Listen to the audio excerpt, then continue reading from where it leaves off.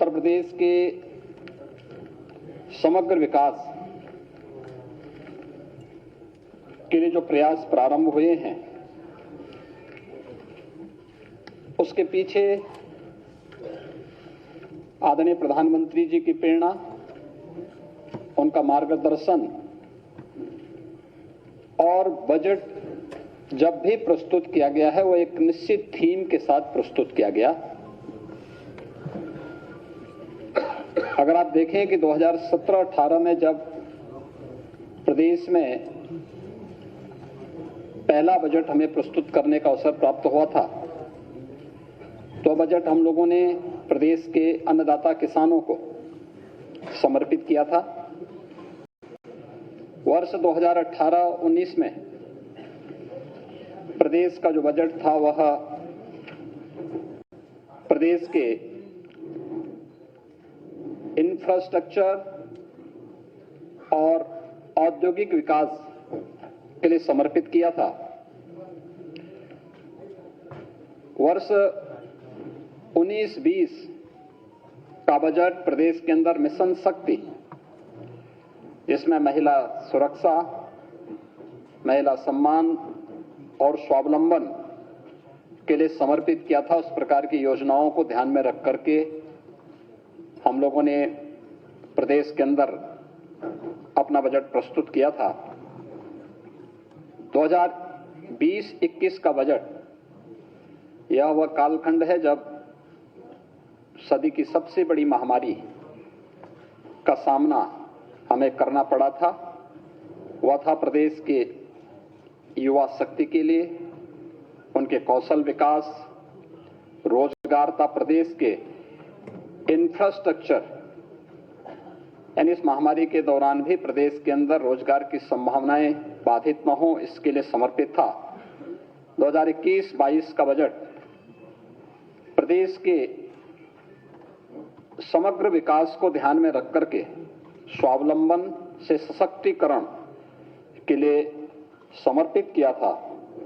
2022-23 का बजट अंत्योदय से आत्मनिर्भरता का बजट था।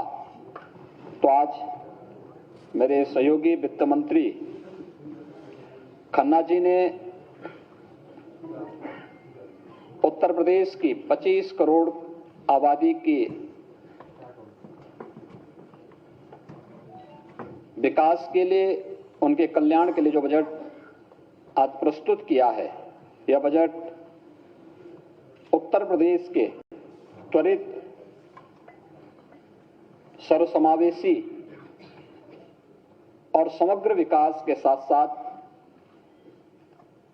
आत्मनिर्भर भारत की तर्ज पर आत्मनिर्भर उत्तर प्रदेश की नींव को प्रस्तुत करने वाला बजट है।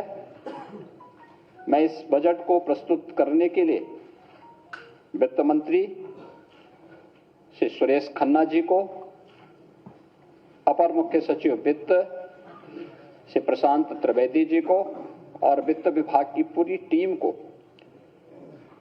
उत्तर प्रदेश के अनुरूप बजट प्रस्तुत करने के लिए हृदय से बधाई देता हूं और आप सबका मैं हृदय से स्वागत करता हूं।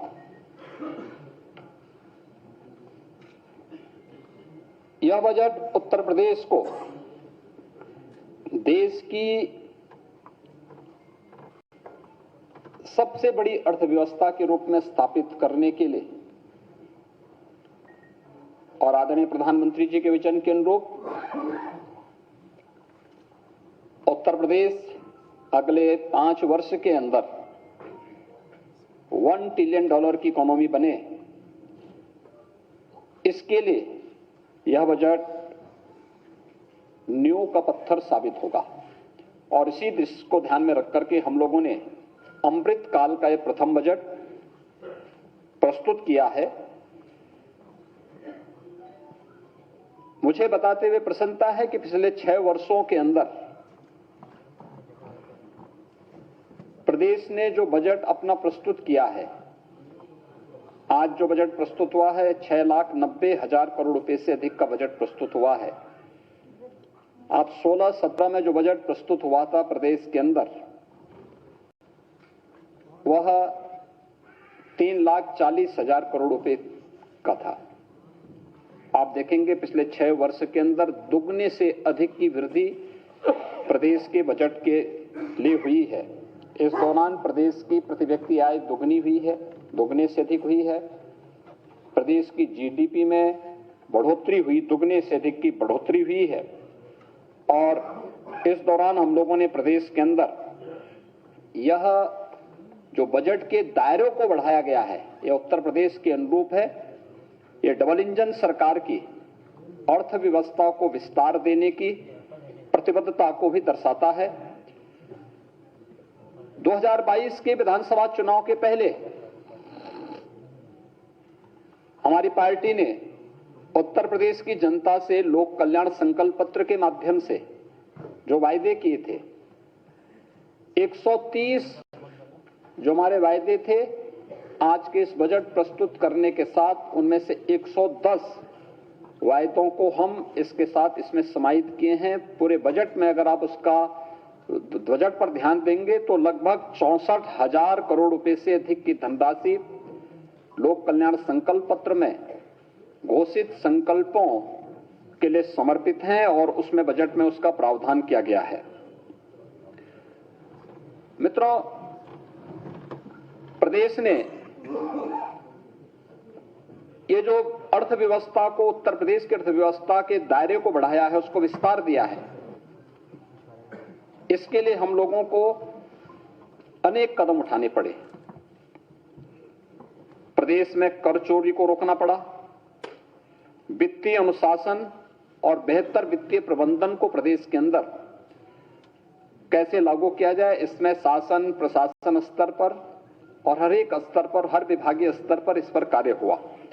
आज उसका परिणाम है कि जहां 2016-17 में राजस्व कर जो प्रदेश को केवल 86,000 करोड़ रुपए का प्राप्त होता था, वह आज 2022-23 के अंदर, यानी इस वित्तीय वर्ष के अंत में मार्च 2023 में जब हम लोग अपने राजस्व कर को देखेंगे तो यह 2,86,000 करोड़ रुपए से बढ़कर के 2,20,000 करोड़ रुपए को पार कर रहा होगा। प्रदेश में 2016-17 में जो सेल टैक्स और वैट से कुल लगभग 51,000 करोड़ रुपए की प्राप्ति होती थी, आज सेल टैक्स और वैट नहीं बल्कि जीएसटी है। जीएसटी के माध्यम से यह राशि बढ़कर के 1,25,000 करोड़ रुपए से अधिक होने का अनुमान है इस वित्तीय वर्ष के अंत में।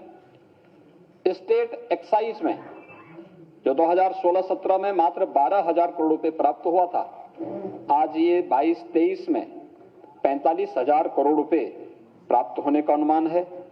और ये तभी संभव हो पाया जब हम लोगों ने प्रदेश के अंदर राजस्व कर की चोरी को रोकने के लिए प्रभावी उपाय किए और राजस्व संग्रह की व्यवस्था को अत्यंत ही पारदर्शी तरीके से इस व्यवस्था को प्रदेश के अंदर लागू किया। उसके कारण ये प्रदेश के अंदर हो पाया है। ये आपने देखा होगा पिछले 6 वर्ष के अंदर जो भी संभव हो पाया है, या इस बार के टैक्स, उसमें भी आप देखेंगे उत्तर प्रदेश की जनता पर कोई अतिरिक्त टैक्स लगाए बगैर इस दौरान हम लोगों ने पेट्रोल डीजल पर जो वैट था यूपी का, उसकी ड्यूटी को कम किया।